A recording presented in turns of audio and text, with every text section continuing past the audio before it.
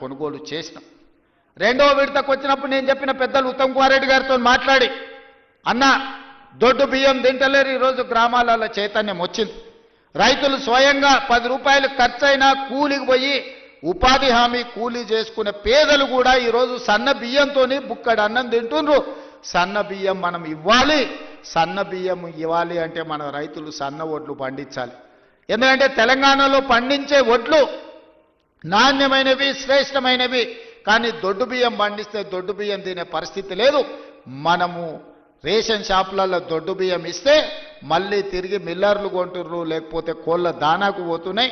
దొడ్డు బియ్యం ఇవ్వద్దు, సన్న బియ్యం ఇవ్వాలి అని నేను చెప్పిన. మరి ఏం చేయాలి? సన్న బియ్యం ఇవ్వాలి అని అంటే నేను చెప్పిన, మీరు రైతులకు విజ్ఞప్తి చేయండి.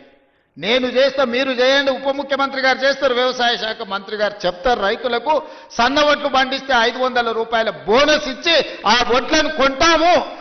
మాది బాధ్యత అని అంటే నమ్మకంగా, విశ్వాసంగా తెలంగాణ రాష్ట్రంలో పండించిన పంటలో 60% పోయినసారి సన్న వడ్లు మీరు పండిస్తే ఆ సన్న వడ్లను కొన్ని సన్న బియ్యం చేసి ఇవాళ పేదోళ్లకు సన్న బియ్యం రేషన్ షాపులలో పంచుతున్న మాట వాస్తవం కాదా? 6,40,000 కుటుంబాలు ఈరోజు రైతు వేదికలలో ఉన్నారు. ఇవాళ మా అక్కలీడికి వచ్చిండ్రు, రైతులు మాట్లాడినరు, మా ఆడబిడ్డలు మాట్లాడినారు. ఇవాళ పిల్లలకు రేషన్ షాపుల్లో మా ప్రభుత్వం ఇస్తున్న సన్న బియ్యంతోనే అన్నం పెడుతున్నారా లేదా ఒకసారి ఆలోచన చెయ్యండి. ఇవాళ మా రైతాంగానికి నేను ధన్యవాదాలు చెప్పదలుచుకున్నా. మీరు ఈ ప్రభుత్వం మీద నమ్మకంతో, విశ్వాసంతో బోనస్ ఇస్తారో ఇవ్వరో అని అనుమానం ఉన్నా మీరు సన్న వడ్లు పండించిండ్రు కాబట్టి ఆ సన్న వడ్లు ఇవాళ బియ్యంగా మారి పేదోళ్ళ కడుపు నింపుతున్నది అని అంటే రైతులు చేసిన ధైర్యం. అందుకే మీరు పండించిన సన్న వడ్లకు 500 రూపాయల బోనస్ ఇచ్చి కొనుగోలు చేసినాం. ఇవాళ ధైర్యంగా నిటారుగా నిలబడి తెలంగాణ రాష్ట్రం నెంబర్ 1 వడ్లు పండించడంలో ఒక్క సంవత్సరంలో 2,80,00,000 మెట్రిక్ టన్నుల వడ్లు పండించి దేశంలోనే మొదటి స్థానంలో, ఒకనాడు ఆంధ్రప్రదేశ్, పంజాబ్ మొదటి స్థానంలో ఉంటే ఇవాళ తెలంగాణ రాష్ట్రం వరి పండించడంలో మొదటి స్థానంలో ఉంది. అందులో సన్న వడ్లు పండించడంలో మనం మొదటి స్థానంలో ఉన్నాం. ఇవాళ మన రైతుల శ్రమ ఊరిక పోలే. ఇవాళ మీరు కష్టపడి పండించిన సన్న వడ్లు బియ్యంగా మారి పేదోళ్ళ కడుపు నింపుతున్నాయి అని అంటే ఇంతకంటే రైతుల కళ్ళల్లో ఆనందం ఏముంటుంది? తెలంగాణ రాష్ట్ర ముఖ్యమంత్రిగా, మీ సోదరుడిగా ఇంతకంటే విజయం ఏముంటుందని చెప్పి నేను ఈ సందర్భంగా మిత్రులారా మిమ్మల్ని అడుగుతున్నా. అందుకే ఇవాళ రకరకాల ఇబ్బందులు ఉన్నాయి. చాలామంది ఈరోజు మా బిల్లులు రాలేదంటున్నారు. అక్కడక్కడ మా సర్పంచులు రణగొన ధ్వని చేస్తున్నారు మా బిల్లులు రాలేదని. నేను మా సర్పంచ్ మిత్రులను అడుగుతున్నా, అయ్యా నేను వచ్చే నాటికే మీ కాలం అయిపోయింది సర్పంచుల పదవి. మీ సర్పంచ్ పదవులు, మీరు సర్పంచులుగా చేసిన పనులు మా హయాంలో చేయలే.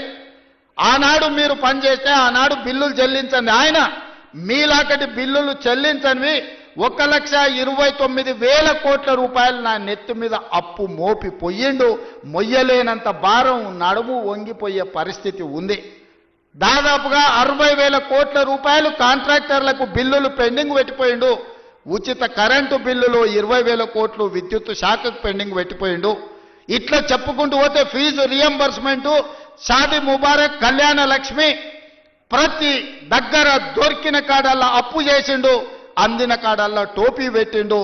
మొత్తానికి 8,29,000 కోట్ల రూపాయల అప్పు నా నెత్తి మీద మోపి బట్టి విక్రమార్క గారి నడుము వంగిపోయే పరిస్థితి రాష్ట్ర వ్యవస్థను, ఆర్థిక వ్యవస్థను మాకు అప్పచెప్పిండు. ఇన్ని అప్పులు, ఇన్ని తప్పులు చేసి ఇంకా ఇవాళ రోడ్ల మీదకి వచ్చి అడ్డమైన మాటలు మాట్లాడుతున్నారు. ఇవాళ ఈ వాళ్ళు చేసిన అప్పులను, వాళ్ళు చేసిన తప్పులను సరిదిద్దడానికి రోజుకు 18 గంటలు పనిచేసిన సరిపోని పరిస్థితి.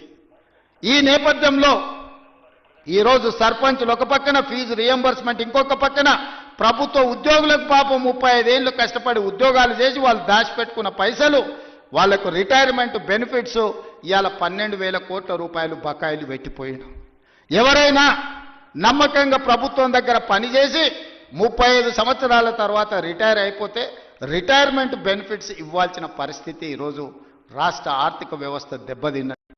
ప్రభుత్వ ఉద్యోగస్తులకు, ఒకప్పుడు ప్రభుత్వ ఉద్యోగస్తులకు 1వ తారీఖు నాడు రిజర్వ్ బ్యాంక్ నుంచి సరాసరి వాళ్ళ ఖాతాల్లోకి జీతాలు వెళ్ళేది. గత ప్రభుత్వంలో విడతల వారీగా ఇన్స్టాల్మెంట్లు జీతాలు ఇవ్వాల్సిన పరిస్థితి నుంచి మొదటి తారీఖు నాడు జీతాలు ఇచ్చే పరిస్థితికి మనం తీసుకొచ్చినాం. ఒక్కొక్కటిగా సరిదిద్దుతున్నాం, ఒక్కొక్క వ్యవస్థను ప్రక్షాళన చేస్తున్నాం. ఈరోజు ఉన్న కష్టాలకు ప్రభుత్వ ఉద్యోగులకు రిటైర్మెంట్ బెనిఫిట్స్ ఇవ్వాలంటే కష్టంగా ఉంది. విద్యార్థులకు కాలేజీలకు ఫీజు రియంబర్స్మెంట్ ఇవ్వాలంటే కష్టంగా ఉన్నది. షాదీ ముబారక్ కళ్యాణ లక్ష్మిని అమలు చేయాలంటే కష్టంగా ఉన్నది. ఆ కష్టాలను ఎదుర్కొంటూనే సరిదిద్దుకుంటూనే ఈనాడు ఈ రైతుల కోసం 9 రోజుల్లో దాదాపుగా 9,000 కోట్ల రూపాయలు ఇవ్వాలి. అగ్రికల్చర్ యూనివర్సిటీలో మీతో కలిసి ఈ రైతులకు వ్యవసాయం దండగ కాదు, వ్యవసాయం పండుగ చెయ్యాలి.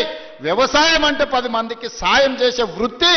వాళ్ళు కష్టాలలో ఉండి వాళ్ళు కాలిపోతున్న 10 మంది కడుపు నింపాలని ఏ రైతాంగం కష్టపడుతుందో ఆ రైతాంగానికి రైతు భరోసా పథకం ద్వారా ఈనాడు ప్రారంభించి 9 రోజులు తిరిగే లోపల దాదాపుగా 9,000 కోట్ల రూపాయలు 1,49,00,000 ఎకరాలకు 70,11,984 మంది రైతులకు రైతు భరోసా పథకం కింద నగదు బదిలీ చేయడానికి ఈరోజు ఇక్కడికి వచ్చిన మిత్రులారా, ఇన్ని కష్టాలున్నా ఇన్ని నష్టాలు రాష్ట్ర ప్రభుత్వానికి ఉన్నా రైతాంగాన్ని ఆదుకోవాలి. రైతు బాగుంటే రాజ్యం బాగుంటుంది.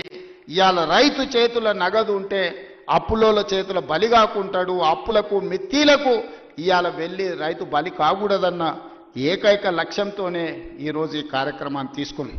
ఇప్పటి వరకు దాదాపుగా రైతు రుణమాఫీ కావచ్చు, లేకపోతే రైతు భరోసా కావచ్చు, అదేవిధంగా వ్యవసాయానికి ఉచిత విద్యుత్తు కావచ్చు, అదేవిధంగా రైతులు పండించిన పంట కొనుగోళ్లు, దాంతోపాటు బోనస్ కావచ్చు, అదేవిధంగా రైతు బీమా కావచ్చు.